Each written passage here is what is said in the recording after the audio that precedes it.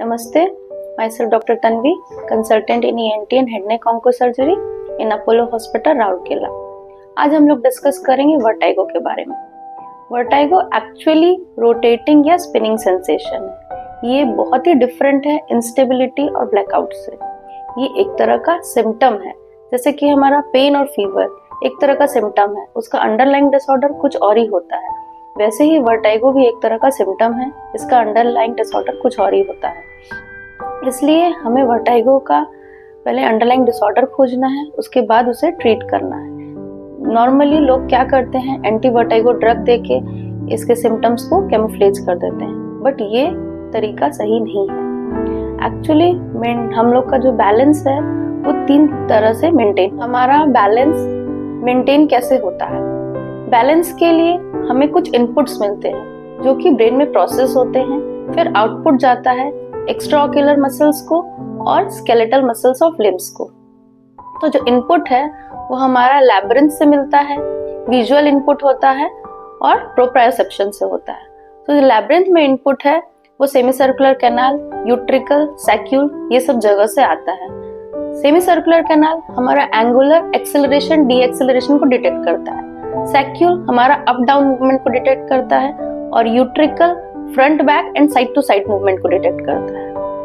और ये सारे ही इनपुट्स ब्रेन में प्रोसेस होते हैं। उसके बाद जो आउटपुट होता है उससे हमारा पोस्चरल स्टेबलाइजेशन और गेज स्टेबलाइजेशन होता है। पोस्चरल स्टेबलाइजेशन मतलब अगर आप किसी अनइवन सरफेस पे खड़े हैं और आपको कोई पुश कर रहा है या फिर आप गिर जा रहे हैं, तो उसमें आपका पोस्चर कैसे मेंटेन होता है, बाय दीज इनपुट्स। और आपका गेज स्टेबलाइजेशन कैसे होता है, जैसे आप किसी मान लीजिए रेड कार को फॉलो कर रहे हैं, तो आपका जो गेज है उस रेड कार का वो आपके आई में स्टेबलाइज्ड है, उसको बोलते हैं गेज स्टेबलाइजेशन। तो हमारे वर्टाइगो के बहुत सारे कारण होते हैं, उसमें से मोस्ट कॉमन कॉज है बीपीपीवी, बिनाइन पोजिशनल पैरोक्सिस्मल वर्टाइगो। और भी बहुत सारे कॉज होते हैं, जैसे कि मीनियस डिजीज, लैब्रिंथाइटिस, वेस्टिबुलर न्यूरोनाइटिस। इसके बहुत सारे पेरिफेरल कॉज भी होते हैं, बहुत सारे सेंट्रल कॉज भी होते हैं। ये सिंपल एक वायरल इन्फ्लेमेशन हो सकता है वेस्टिबुलर नर्व का, या फिर एक ब्रेन का ट्यूमर हो सकता है, जैसे कि एकाउस्टिक न्यूरोमा, वो भी वेस्टिबुलर नर्व का ट्यूमर है। तो पेशेंट जब आता है तो पहले हमें प्रॉपर हिस्ट्री लेना है कि आपको वर्टाइगो हो क्यों रहा है, कब से हो रहा है। तो पेशेंट का पहले जानना है नेचर ऑफ कंप्लेन क्या है, वो सच में वर्टाइगो है या इंस्टेबिलिटी है या ब्लैकआउट है।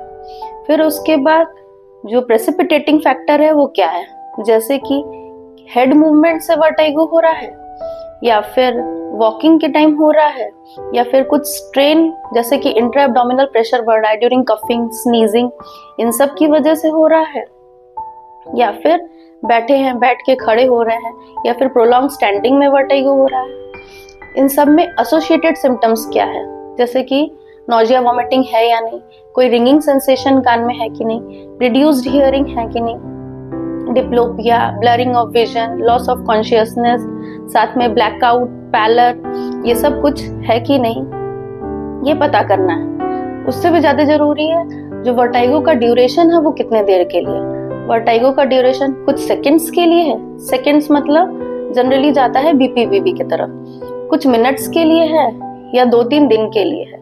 तो सबका अलग अलग कॉज है, इसीलिए पेशेंट आता है तो पेशेंट का प्रॉपर हिस्ट्री लेना है, कोई ट्रॉमा का हिस्ट्री है या नहीं, कोई वायरल इन्फ्लेमेशन है कि नहीं, कोई drug history, diabetes mellitus, thyroid, anaemia, ये सब प्रॉपरली आपको हिस्ट्री लेना है एंड प्रॉपरली एग्जामिन करना है। पेशेंट का बीपी, पल्स बहुत जरूरी है, क्योंकि ऑर्थोस्टैटिक हाइपोटेंशन में बीपी बहुत इंपॉर्टेंट है। उसके बाद हम लोग एग्जामिनेशन करते हैं, जनरल एग्जामिनेशन, फिर स्पेसिफिक एग्जामिनेशन। स्पेसिफिक एग्जामिनेशन में क्रेनियल नर्व का एग्जामिनेशन करना जरूरी है, जैसे कि 3rd, 4th, 5th, 6th, 7th, 8th। Corneal reflex check करना है, deep tendon reflex, plantar reflex, फिर मोटर पावर, ये सारे चीज चेक करनी है। न्यूरोलॉजिकल एग्जामिनेशन के बाद हम लोग vestibulo ocular and vestibulo spinal test करते हैं। वेस्टिबुलो स्पाइनल में generally cerebellar function test, standing test and stepping test किया जाता है। वेस्टिबुलो ऑक्यूलर टेस्ट में स्पॉन्टेनियस निस्टैग्मस देखना है, गेज निस्टैग्मस देखना है, हेड इम्पल्स टेस्ट देखना है, head shaking test and positional test. तो ये सारे टेस्ट से हम लोग पता करते हैं ये जो वर्टाइगो है किस वजह से हो रहा है। तो बहुत सारे मैनेजमेंट है वर्टाइगो के, बहुत सारे ड्रग्स हैं जैसे कि प्रोक्लोरपेराजीन है, बीटाहिस्टीन, सिनाराजिन, नाइमेनहाइड्रेट बहुत ही बुरी तरीके से यूज किया जाता है इन सबको। कोई भी एंटीवर्टाइगो ड्रग कभी भी 3 to 5 डेज से ज्यादा नहीं देना चाहिए, मैक्सिमम 7 डेज। क्योंकि अगर हम एंटीवर्टाइगो ड्रग देके अगर किसी भी सिम्टम्स को, वर्टाइगो के सिम्टम्स को अगर हम उसे कैमोफ्लेज कर देंगे तो जो वर्टाइगो है उसका जो अंडरलाइंग कॉज है वो कभी भी हम लोग को पता नहीं चलेगा। इसलिए कभी भी एंटीवर्टाइगो ड्रग अगर पेशेंट सिम्टम लेके आ रहा है तो आप उसे दे दीजिए, बट उसे 3 to 5 डेज से ज्यादा नहीं देना है। अगर आप उसे थोड़ा लंबे टाइम तक देते हैं तो पेशेंट का जो वेस्टिबुलर कंपेंसेशन है वो और धीरे धीरे खराब होते जाएगा। तो जनरली हमें पहले जो डिजीज है, अंडरलाइंग कॉज है, उसे ट्रीट करना है, किस वजह से हो रहा है, क्योंकि इसका बहुत सारा कॉज हो सकता है। पेरिलियम फिस्टुला हो सकता है, मीनियर्स डिजीज हो सकता है, बीपीपीवी हो सकता है, कोई सेंट्रल कॉज हो सकता है जैसे मल्टीपल स्क्लेरोसिस, सिरिंगोबल्बिया, एकॉस्टिक न्यूरोमा, कुछ भी हो सकता है।